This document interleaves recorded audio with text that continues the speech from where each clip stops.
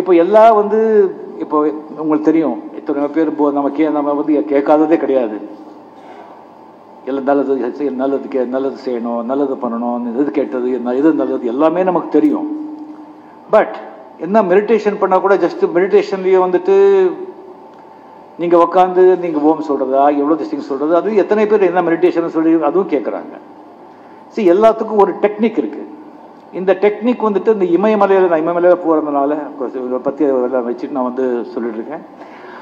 அந்த இமயமலையில் வந்து நீங்கள் போகும்போது எத்தனையோ சீக்ரெட்ஸ், த டிவைன் சீக்ரெட்ஸ் இன்னும் அடங்கி கிடக்கு. அது இன்னும் வெளியே தெரியல, இன்னும் வெளியே வரல. அதெல்லாம் அது வந்து இந்த மாதிரி மகாவதார பாபாஜி அப்போ நினச்சி இது வந்து கிரியாதிசிங்கள் பெரிய பெரிய சித்தர்கள் யோகிகள் இமயமலையில் வந்து செஞ்சுட்டு இருக்கிறது, குகையில் செஞ்சுட்டு இருந்த அந்த ஒரு டெக்னிக் அதை ஈவன் ஜனங்க மத்தியிலையும் சர்வ சாதாரண சம்சாரிகளுக்கும் சாதாரண மனுஷங்களுக்கும் அது போய் சேரணுங்கிறதுக்காகவே மகாவதார பாபாஜி வந்து அது லஹரி மகர்ஷி ஒரு சம்சாரி, அவர்கிட்ட வந்துட்டு இதை போய் அவர் சொல்லிட்டு இது எல்லாருக்கும் போய் சேரணும்னு சொல்லி சொன்ன டெக்னிக், மெடிடேஷன் டெக்னிக்.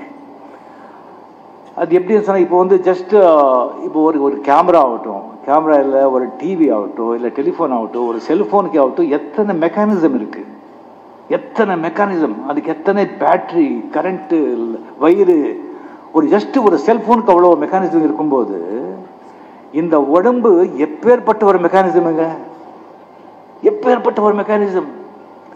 அப்போ இதுக்கு வந்து என்ன டெக்னிக்கல் விஷயங்கள் உள்ளே இருக்கும். அவ்வளோ விஷயம் இருக்கும்போது அதுக்கு வந்து ஒரு கரண்ட், ஒரு பேட்டரி வேணும் இல்லை? அது எங்கே வருது? அது காஸ்மாஸ், டிவைன், அங்கிருந்து வருது. அது ரிசீவ் பண்ணுறது எது? நம்ம உடம்புக்குள்ள வந்து ஏதோ இருக்கணும் ரிசீவ் பண்ணுறதுக்கு. அது எங்கே இருக்கு? நம்ம சக்கரங்கள், மூலாதாரா, சுவாதிஸ்தானா, மணிப்புரா, அநாதா, விஷுத்தா, ஆக்ஞா, சஹசிராரா, குதிஷ்டா, அக்கல்ட் பவர் சென்டர்ஸ். அது எங்கே பிளேஸ் பண்ணியிருக்காங்க? நம்ம ஸ்பைனல் கார்டு, முதுகெலும்புல அது வந்து பண்ணியிருக்காங்க. உங்களுக்கு தெரியும், ஒன்று மண், தண்ணி, அக்னி, வாயு, சவுண்டு, ஆகாயம். இது வந்து அந்த காஸ்மிக் பவரோட லிங்க். அதை வந்து நம்ம வந்து ஃபங்க்ஷன் பண்ணணும். ஃபங்க்ஷன் ரொம்ப இதாகிட்டு இருக்கு. அது வந்து பேட்டரியை வந்து சார்ஜ் பண்ணணும். அப்போ சார்ஜ் பண்ணாதான் அந்த காஸ்மிக் பவரை வந்து அது இழுத்துக்கிட்டு அது வந்து ரெஸ்பாண்ட் பண்ணும். அதான் கிரியா யோகா. அந்த கிரியா வந்து நம்ம மூச்சு தான் அந்த கரண்ட், வாயு வந்து வயர், அந்த வயர் வந்து நம்ம முதுகெலும்பு, அந்த வயர் அந்த சக்ராஸ், அதான் கிரியா. இது சாதாரண ஆட்டில். இதை வந்து தெரிஞ்சுக்கிட்டா அது நம்ம ஆண்டு போய் இப்போ சந்தோஷ் சுகம் எல்லாரும் கஷ்டப்படுறது, பாடுபடுறது எல்லாமே சந்தோஷத்துக்கு, மன நிம்மதிக்கு இல்லையா? அது வந்து கிடைச்சிடும். அதுக்கு முன்னால வந்து இன்னொரு இம்பார்ட்டன்ட் விஷயம் இருக்கு. நீங்க வந்து ஏதாவது ஒரு விதை போடணும்னு சொன்னா அந்த பூமியை முதல்ல வந்து பதப்படுத்தணும். அது தண்ணி போட்டு பதப்படுத்தி கடையெல்லாம் எடுத்து அதுக்கப்புறம் அந்த ஃபர்டிலைசர்கள்லாம் போட்டு கரெக்ட் செஞ்ச பிறகு தான் நீங்கள் விதை போடணும். அப்போ நீங்கள் கிரியா வந்து உடனே வந்துட்டு பலம் கொடுக்காது.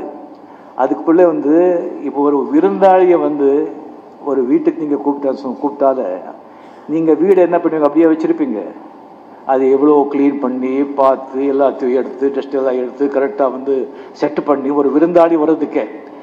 ஸோ அப்பேற்பட்ட ஒரு கடவுள் விருந்தாளி உங்கள் நெஞ்சுக்குள்ளே வரணும்னா உங்கள் நெஞ்சை எவ்வளோ தூய்மையாக நீங்கள் வச்சுக்கணும். எவ்வளோ தூய்மையாக வச்சுக்கிட்டாதான் அது பலன் கிடைக்கும். அந்த ஆண்டு அந்த கிரியாவை ஒர்க் அவுட் ஆகும். இல்லைன்னா அது வந்து சாத்தியமில்லை.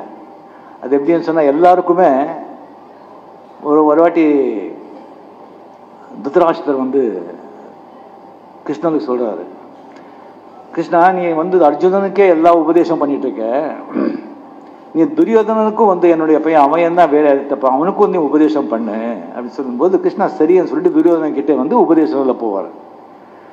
அப்போ துரியோதனா சொல்கிறான், இதை பாரு கண்ணா, எனக்கு எது நல்லதும் தெரியும், எது கெட்டதும் தெரியும், எது தர்மம் தெரியும், எது அதர்மம் தெரியும்.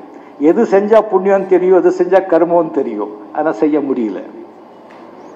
நான் செய்ய மாட்டேன்.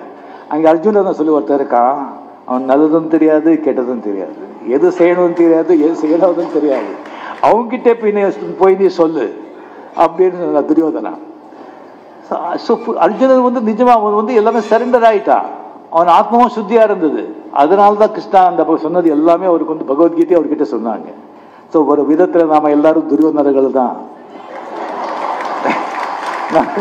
நமக்கு தெரியும் எது நல்லது செய்யணும் எது கெட்டது செய்யணும் சொல்லி, ஆனா செய்ய மாட்டோம். பொய் சொல்லக்கூடாதுன்னு தெரியும், பொய் சொல்லுவோம்.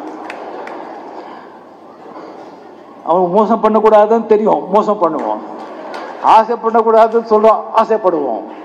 ஸோ துரியோதனங்களா இல்லாம நாம வந்து அர்ஜுனங்களா மாறினா நம்மளுடைய ஸ்டேட்டஸ நம்மளுடைய இதை கடவுளுக்கிட்டே வச்சுட்டு போகலாம். யோகானந்தர் அந்த மாதிரி ஒரு மகான்கள் பிறக்கிறது வந்து ரொம்ப அபூர்வம். அது ஆண்டவருடைய அருளால அவங்க பிறக்க. ராமகிருஷ்ண பரமஹம்சர் ஒரு கதை சொல்லுவாங்க. அதாவது எல்லா திசையும் போயிட்டு போது ஒரு பெரிய செவரு, அந்த செவர் மேலே ஏறுறதே ரொம்ப கஷ்டம். அதுக்கு ஒரு டெக்னிக் இருக்கு. சில பேர் தான் அந்த அந்த செவர் மேலே ஏற முடியும். அந்த செவர் மேலே ஏறிட்டு ஒரு ஏறுறாங்க, ஏறிட்டு அந்த பக்கம் பார்த்துட்டு ஓ மை காட் அப்படின்னு சொல்லி ஜம்ப் பண்ணிடுவாங்க. இன்னொருத்தர் ஏறுவான், ஏறிட்டு oh my God what is scene டபாரி குதிச்சிடுவாங்க. கீழே என்னையா இது ஒன்றும் சொல்ல மாட்டேங்கிறாங்க, எதுக்குற மேல அப்படியே குதிச்சிடுவான். பார்த்தா மேலே போறா oh my God what is அப்படி குதிச்சிடுவாங்க. இதுல வந்து ஒருத்தர் மேலே வந்தான்.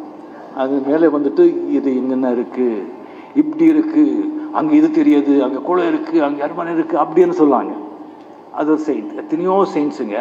சில செயின்ஸ் வந்து அவங்க ஆத்ம சாட்சாத்காரத்தை ரியலைஸ் ஆன பிறகு வெளியே சொல்ல மாட்டாங்க, அப்படியே ஆண்டவனுடைய ஐக்கியமாயிடுவாங்க. சில பேர் அங்கே வந்து உட்காந்துட்டு இப்படி இப்படி இருக்கு, இப்படி இப்படி செய்யணும், இப்படி இப்படி சொல்லணும் அப்படின்னு சொல்லுவாங்க. சில பேர் கீழே இறங்கி வந்து உங்களுக்கு ட்ரைனிங் கொடுத்து உங்களையும் கூட்டிட்டு போய் மேலே போய் அந்த பக்கம் விடுவாங்க. அந்த கேட்டகரி தான் பரமஹம்ச யோகானந்தர்.